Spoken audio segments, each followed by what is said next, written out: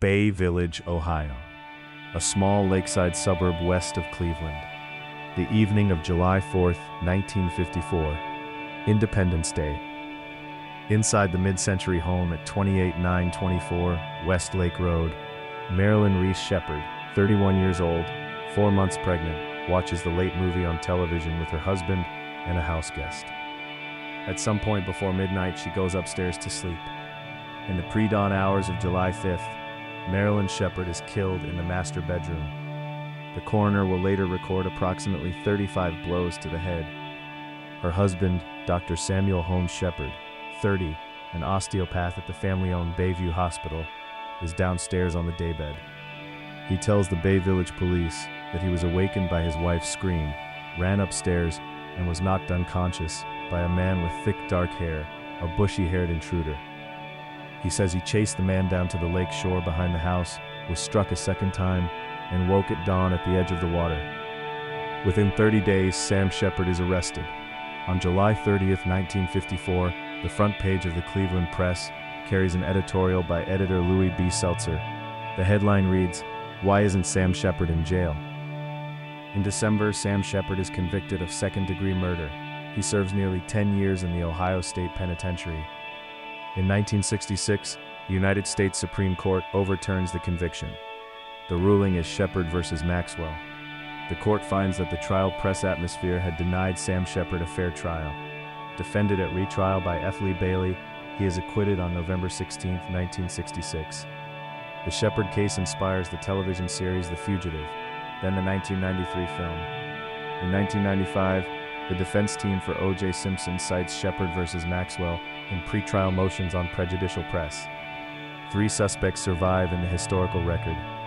The first, Sam Sheppard himself, the osteopath husband, convicted in 1954, acquitted in 1966. The man who served nearly 10 years before the Supreme Court overturned his conviction. The second, Richard Eberling, a window washer who had been in the Sheppard home weeks before the murder, the modern candidate.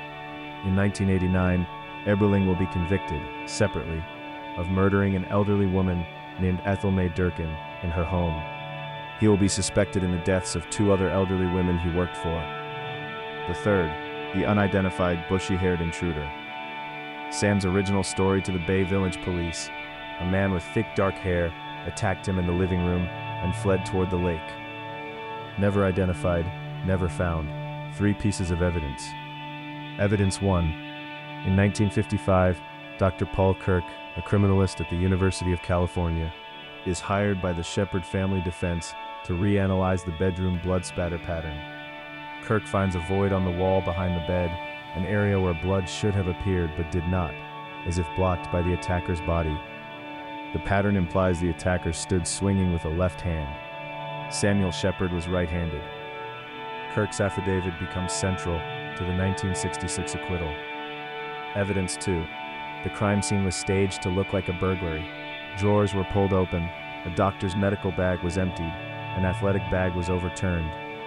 But on the bedroom nightstand, a pearl necklace, a gold wristwatch, 2 rings, and a folded stack of cash were left exactly where Marilyn had placed them. A real burglar takes the valuables. A staged scene means the killer knew the house. Evidence 3. In 1997 and 1998, the preserved blood evidence from the Sheppard bedroom is retested by Mohammed Tahir at the Indiana State Police Forensic Laboratory. 2 blood deposits at the scene match neither Sam nor Marilyn. They are statistically consistent with Richard Eberling, the window washer who had been in the home in early summer 1954. 3 clues. 2 suspects eliminated. Sam Sheppard was right-handed. Paul Kirk's 1955 reanalysis showed an attacker who swung with the left. The void on the bedroom wall placed a body where Sam's body could not have been. The first suspect does not survive evidence 1. A burglar takes the cash, a burglar takes the jewelry. The pearl necklace and the gold watch sat untouched on Marilyn Sheppard's nightstand. The drawers and the bags were opened by someone who wanted the scene to look like burglary, by someone who knew the house. The third suspect, the unidentified bushy-haired intruder, does not survive evidence 2. A window washer who had been inside the Sheppard home weeks before the murder. 2 blood deposits at the scene that match neither Sam nor Marilyn, and that the 1998 retesting found statistically consistent with him. A man who would later be convicted of killing an elderly woman in her own home. What most modern investigators of the case point to. Per James Neff's 2001 book, The Wrong Man, and per Cynthia Cooper and Sam Reese Sheppard's 1995 book, Mockery of Justice. The candidate is Richard Eberling.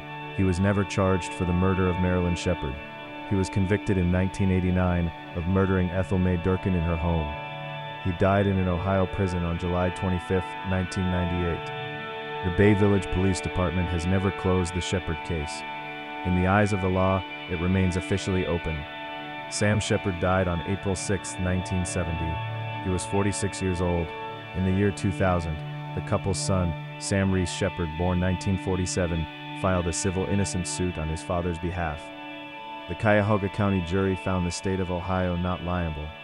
A prejudicial press put the wrong man in prison for a decade. 40 years later, DNA pointed to a man who had been quietly walking through other women's homes the whole time. We name her Marilyn Reese Sheppard, 31 years old, 4 months pregnant. The historical record knows her name.